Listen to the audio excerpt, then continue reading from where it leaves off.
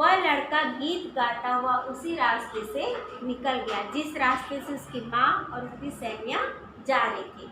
बहुत अच्छी स्टोरी, मैं बार बार बोल रही, ध्यान से सुनिएगा। दूसरी स्त्री उसे देखकर गर्व से बोली, देखो वह मेरा लाडला बेटा आ रहा है ना। शक्ति और सामर्थ्य में इसकी बराबरी कौन कर सकता है।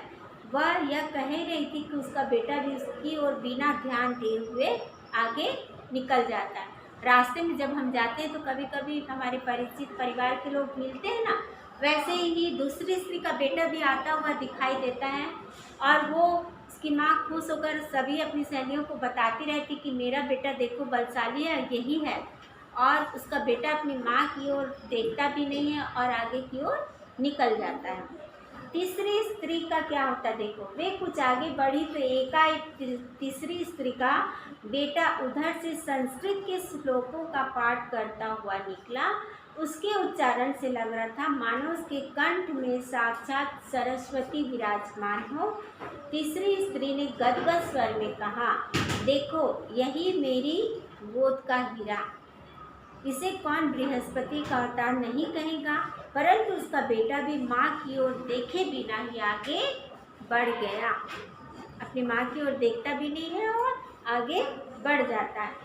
अभी वो थोड़ी दूर ही गया था कि चौथी स्त्री का बेटा भी अचानक उधर से आ निकला। वह देखने में बहुत सीधा साधा और सरल प्रवृत्ति का लग रहा था। प्रकृति का यानी सरल स्वभाव, सहज स्वभाव का सीधा साधा था।